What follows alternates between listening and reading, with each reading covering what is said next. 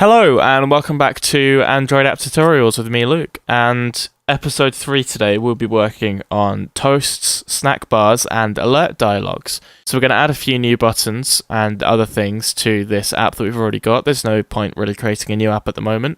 First of all, on here, I think we should do a test with an alert. So we're going to add a button here. We can put it wherever we want, but I'm going to align it to the middle just because it'll probably annoy people if I don't. And we're going to put the text to show alert, and then we are going to put the ID to alert button. That will do. Okay, so let's go into our main activity. We're going to create another on-click void. So I actually forgot to do this. We need to go back, view all properties, down to on-click, and let's click show alert from button. Okay. So back here, exactly the same thing. Public void, show alert from button, and then you have to have these arguments as a view to register it. Okay, so there are a few ways that you can create alerts. The one that I'm going to use today is the one that I prefer the most. It's just the easiest for me to use. So we're going to set a title on a message, and I'm going to show you how you can make the alert do different things when you press different buttons. So you need to get your alert dialog builder first. So I'll put alert dialog.builder, which is making the object here, and we'll call it alert builder. And then let's just import that quickly. We want the support version 7 app. So new alert, I can't type today, alert dialog builder, and then this. Oh, it's already created those brackets for me. And then we can just set a load of stuff. So after we set everything, we want to have alert builder.show, which will mean it'll display, but currently that would display nothing. So we need to set a title for it. So let's say my first alert. And then we can set a message for it. So we can put whatever we want in here. I haven't decided what this is going to do yet. Okay, so if we then hit the run app button, my emulator's already started, so it's going to restart everything rather than do that. There you go, you can see the show alert button there. If I click that, then that's the alert that pops up, and currently you can just click out of it. There are no buttons there at the moment. So what we're going to do is we're going to add some buttons. So let's start. Why don't we make this actually take us to the second activity as well? I think we should do that. But we're going to make it say, are you sure? So let's say, are you sure? Would you like to go to the second activity? So it does the same as the other button, but this will just check that we really want to go there in case we misclicked. So alert builder. Let's make the positive button first, because this is the most difficult one. So for this, the first bit you need is the text. So you want yes, and then we need to have the on-click listener. So I'll put new, and then it will want to fill that in for me if I press enter. So it's really easy, just put semicolon on the end to make sure that's all fine. And then whatever we do in here will happen when we click it. So I can quite easily copy the code from there, because it's exactly the same thing. Apart from this, it's not actually this. So this is where it gets a little bit more complicated, because we need to have an instance of the main activity class, but how do we reference it from here is what we need to figure out. So I'm going to create a variable, which is going to be called instance. So it's of the main activity class, and we'll have that as nothing for now. And the second everything is loaded, it's going to set this, which we use here, to instance. Now this may seem like a really stupid thing to do, but it does work. And I need to change it to static, which I haven't actually done yet. So I'm going to create a getter for that, because that's just how I like to do things. I like to have the variables themselves private, and then have a public getter. So if I right click, go to generate, and then getter, I click instance, and there you go, it's all done for me. I love IntelliJ for doing that, because Android Studio is based on IntelliJ. So now what I can do is go main activity, and if I did class, that wouldn't work. But I can have get instance, and you'll see here that returns a main activity object, and then that works completely. So if I just jump over here, currently you only have one option, so you don't really have a choice, but if I show the alert, I press yes, there you go. It goes in there straight away. So what we're going to do now is we're going to create a cancel button, essentially. So we're going to put a no button. So if we say a set negative button, and then we'll just put no, and then we'll have a new, and then again on click listener, hit enter, all done, put a semicolon on the end, and you're getting the hang of this now, you know how it works. Then all we need to do is hit dialog, and then dismiss. Or you can use dialog cancel. At the moment, it doesn't matter what you do too much. Dialog here. In fact, we should use dialog cancel really.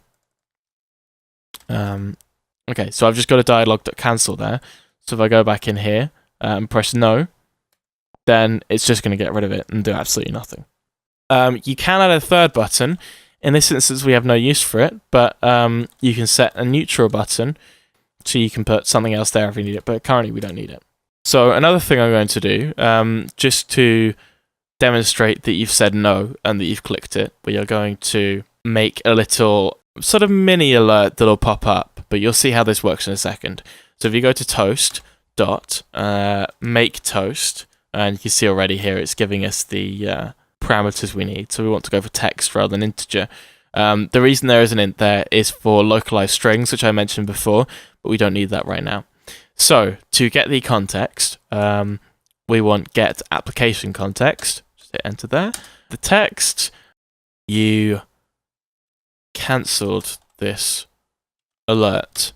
Let's just put that there. It doesn't really matter what we say for now. And then if we put another comma, we need to put the duration. Now, you are not advised to put actual numbers in there. What you want to do is go to toast dot, and then there are two lengths here. I'm going to put short because the long one really is long. And then once you've got all these filled in, you just put dot and then show, because if you don't do that, then it won't display at all. So now if we click this, and we can go in here and click show alert, and then hit no, and it will send us that there. Okay, cool. So we've now got all that working. The last thing that I want to show you today is a snack bar. This is slightly more complicated. I just remembered that before you can actually use a snack bar, you need to import something to your Gradle. We haven't looked at Gradle before, but what this does essentially, if you click on module app in the Gradle scripts bit, this is a load of stuff. Most of it won't make sense to you, but the versions are controlled from here.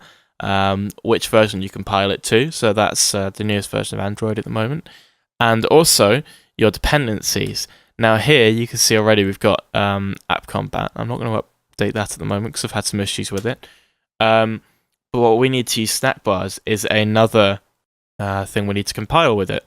So if I type compile, and make sure you type this the same as me, or if there is a new version available and it's stable, you're welcome to use that, but I can't promise that it will work with this tutorial. So I've got 24.2.1. That should work as a version. That does, okay. So it's com.android.support : design : 24.2.1. And that is all you need to import that. So then there's a little thing at the top here that says the Gradle files have changed, so we need to press sync now. And this essentially reloads the project, so it just can compile with different things. Okay, so let's close that. We don't need that anymore. And go back here. Now, when we type snackbar, there you go. It all works. And we're going to make a variable, so let's just call it snackbar. Snackbar.make. Now you've got pretty much the same as a toast here. So we'll just enter in the get current focus. That's the difference. You need a current focus rather than a context. So we'll do that, and then we'll write the text in. We're going to make one that takes you back to the first activity. So let's go back to the first activity. And then the duration, let's just leave it there forever, why not? So that will stay there forever. So now with the snack bar, we can do a bunch of things. We want to create an action So all we need to do is set the text for it. I prefer to do it in capitals, but just because I think it looks nicer. A new on-click listener, so we've used these before, put a semicolon at the end. And it's as simple as this. To get back to the last activity you're on, you just put finish. That's all you need to do. And that will take us back to the last one. So then all we need to do is snackbar.show. And we may as well, while we're here, we may as well add a toast to tell us that we've gone back. So toast.make toast. So this needs an application context. And then say you've gone back, which we know, but while we're learning about them, we may as well use them. And then we'll have that for a longer duration of time. And as I said earlier, that really is long. So I'll put that above there. And then if we restart it all, we can test everything we've got. So what we've put in here, we've put an alert in here, which we've tested. And after we've gone through the alert, we can test our snack bar. So we show the alert here. We can press no, and it'll say we cancelled this alert with the toast. And then the same alert comes up. We can press yes, and it's crashed for some reason. Okay, let's have a look at why it's done that. So the great thing is, if you press run in here while it's running, you can just click on the stack trace, and it will tell me. Oh, okay, I see. Get current focus is null. Okay. Okay, let's use the find view by ID again, which I know we haven't used for a while. And then we're going to use activity_second, which is the parent view. So if we go into the designer, then that's it there. The relative layout is activity_second. So we can use that. Hopefully now it should work. Let's try it again. There you go, that all works. And then over here, I know it's pink, but we can change that if we really wanted to. You can enter the stuff in here, that still works. And then you can hit go back. There is another way you can do it with a back button, but that involves going into menus, and we'll do menus at another point. But for now, thank you very much for watching, and I will see you next time.